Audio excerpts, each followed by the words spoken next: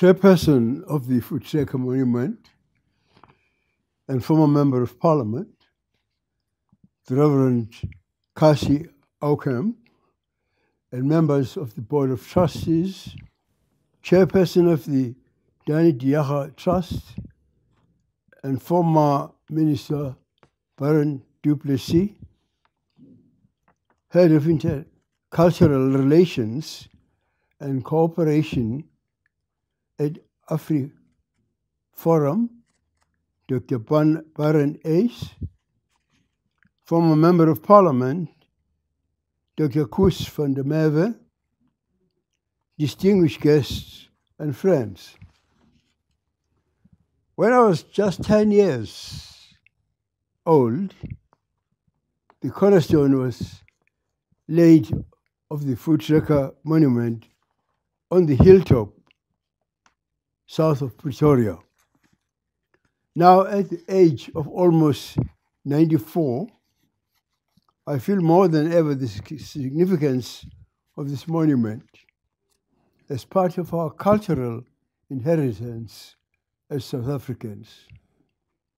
How I wish I could be present in person to experience this moment as Shawu, the great elephant, is unveiled today. I want to thank the de Jager Trust for entrusting Shawu to this new home, and I thank the Board of Voortrekkermonument for planning so deliberately how to portray the Zulu nation in the history depicted here. Shawu is the personification, of course, of Zulu nobility. When we salute our king, we shout, �Wena, you of the elephant. On behalf of the royal family and as traditional Prime Minister of the Zulu monarch and nation, I express our appreciation. We appreciate the respect that is shown towards the Zulu nation and the recognition being given to the formidable army formed by King Shaka 𝐁𝐮𝐭𝐡𝐮. There is a history that binds us together as the African nation and as the Zulu nation.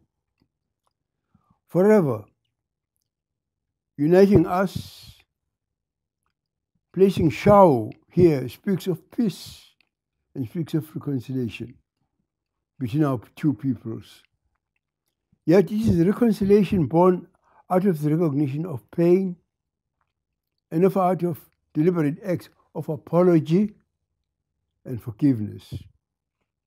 Today, despite the tragedy and pain that marks our past, we can acknowledge the glorious deeds of both sides and honor each act of courage.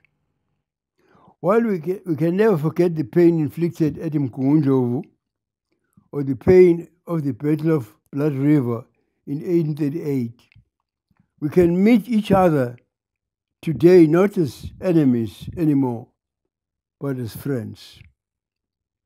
We have this shared history as South Africans who remain South Africans. We share the common citizenship and a mutual patriotism born out of equal love for our country. Both the Zulu nation and the Afrikaner nation understand the ideal of freedom. Our ancestors gave up their lives for this ideal, and its pursuit shaped us into who we are. I personally have the greatest respect for the Afrikaner nation, knowing that there was friendship between my maternal great-great-grandfather, King Pande, and the Boers who helped him in his battle against his brother, King Dingaan, at the Maqongo battle. And I know that too, that King Dinizulu, my maternal great-grandfather, regarded Afrikaners as his friends. Led by General Louis Botha, 60 Afrikaners assisted King Dinizulu's faction at the Battle of Tzaneen, where 𝐁𝐮𝐭𝐡𝐻𝐿 and his Mandlakazi faction were defeated on the 5th of June 1884 by Usuthu. Now, more than 20 years later, General Louis Botha became the first elected Prime Minister of South Africa. Due to his friendship with King Dinizulu, my grandfather, who was imprisoned at that point due to his being implicated in the Bambatha Rebellion, which is sometimes called the Zulu Rebellion of 1906, was imprisoned at that point due to being implicated in that rebellion. Prime Minister Botha ordered King Dinizulu's release once he became Prime Minister. Tragically, Middelburg was exiled, unfortunately, to Middelburg in the Transvaal, where he died at the 𝐿𝐴𝐾𝐿 farm in October 1913. We made sure that the statue of General Botha and that of King Dinizulu stood side by side in Durban to immortalize their friendship. I remember, as a member of the South African First Cabinet, that one colleague actually suggested that the Botha statue at the what you call gate in Cape Town should be removed. And I gently reminded them of that friendship between my grandfather and General Botha. There is thus, as I said, more to our shared history than bloodshed and pain we shared. There is also friendship and shared ideal of freedom, actually immortalized by the Anglo-Zulu War and the Anglo-Boer War. Our children, our children's children, need to understand our shared history, and they can only understand one another when they experience one another's perspective and mutual respect, which follows automatically. This was the great root garden and the many changes recently made to the Voortrekkermonument monument offer to the next generation. It is a marvelous gift, if I may say.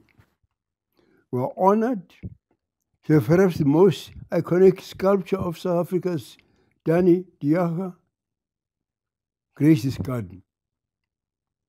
His sculptures are internationally acclaimed and can now be found in cities like Dubai, in New York, and in France. His work was commissioned by luminaries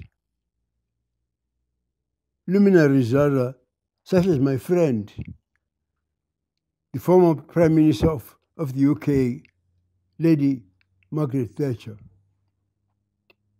It is truly an accolade to have this great elephant standing here at the Great Root Gardens, Umgungundlovu. Had I been able to travel to Pretoria today, I would proudly have stood at the Voortrekker Monument and declared my friendship with the Afrikaner nation. Please know that I'm with you in spirit. It is a touching moment to me and one that means a great deal to me.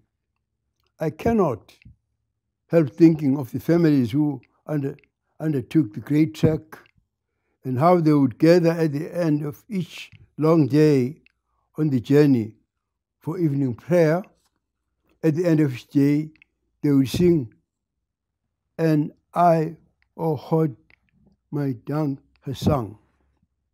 So I walk these last miles of my own life journey. It has become a long-standing habit for my family to gather at the end of each day for evening prayers. Like those families who undertook such a formidable journey, traveling in hope, I thank God every day that His light, which is my light, will continue its travels beyond this world and right up to eternity. What a comfort it is to know the rock on whom we have built. I thank you. Christ is the rock on which I stand.